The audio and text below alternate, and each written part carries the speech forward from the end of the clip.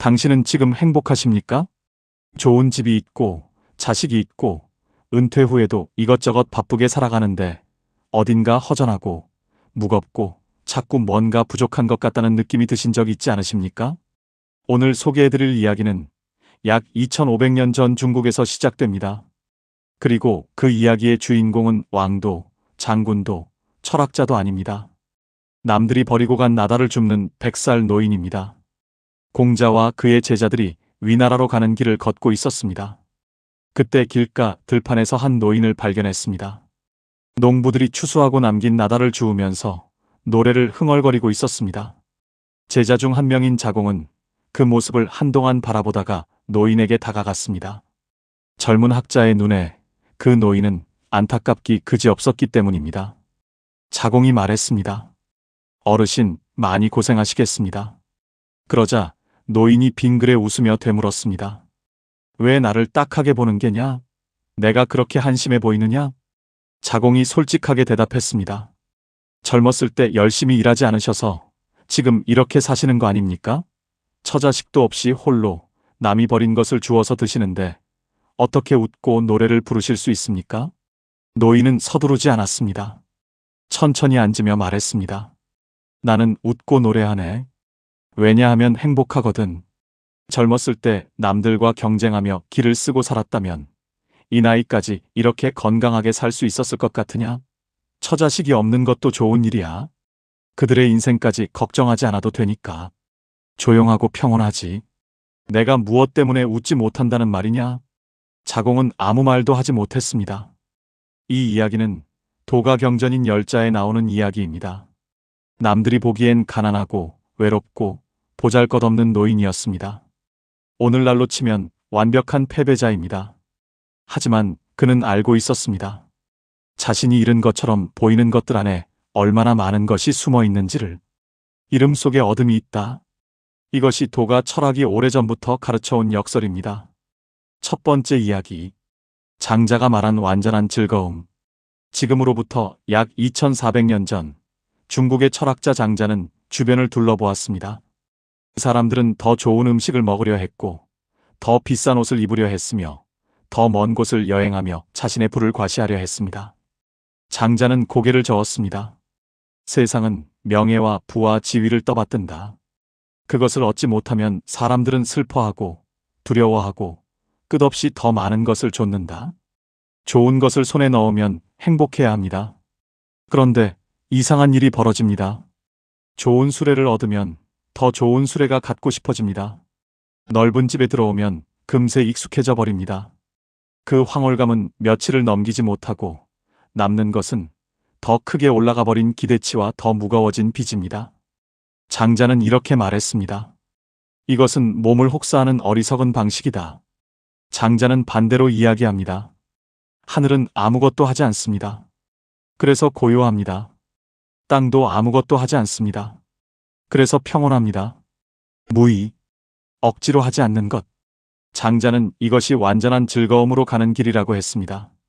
우리가 행복하지 못한 이유는 행복을 너무 열심히, 너무 잘못된 방향으로 쫓기 때문이 아닐까요? 억지로 쫓기를 멈출 때 즐거움은 그 자리에서 저절로 피어오릅니다. 두 번째 이야기.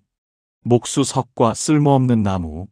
어느 마을에 목수석이 제자와 함께 길을 걷다가 마을 사당 곁에 서 있는 거대한 참나무를 지나쳤습니다. 가지 하나가 수백 마리의 소를 비를 피하게 할 만큼 거대했습니다. 사람들이 몰려들어 감탄하며 바라보고 있었습니다. 제자가 물었습니다. 스승님, 이렇게 아름다운 나무인데 왜 눈길도 주지 않으십니까?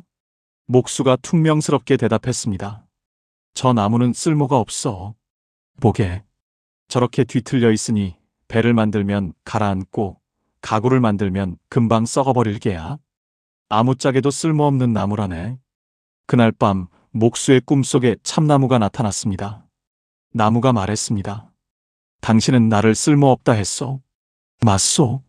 나는 쓸모없소. 그런데 좀 보시오. 저 사과나무, 배나무를 보시오. 열매를 맺으니 사람들이 좋아하죠. 하지만 보시오. 그 나무들의 삶을. 열매가 익으면 가지가 꺾이고 억지로 흔들리고 열매를 맺지 못하는 해에는 잘려나갑니다. 쓸모가 있다는 것이 그들의 삶을 얼마나 비참하게 만들었는지 보이십니까? 나는 쓸모가 없소. 그래서 이렇게 크게 자랐고 이렇게 오래 살았소. 내가 쓸모 있었다면 과연 이 나이까지 살 수 있었겠소? 장자가 이 이야기를 통해 하려는 말은 무엇이었을까요? 우리는 반드시 쓸모 있어야 한다고 배웠습니다.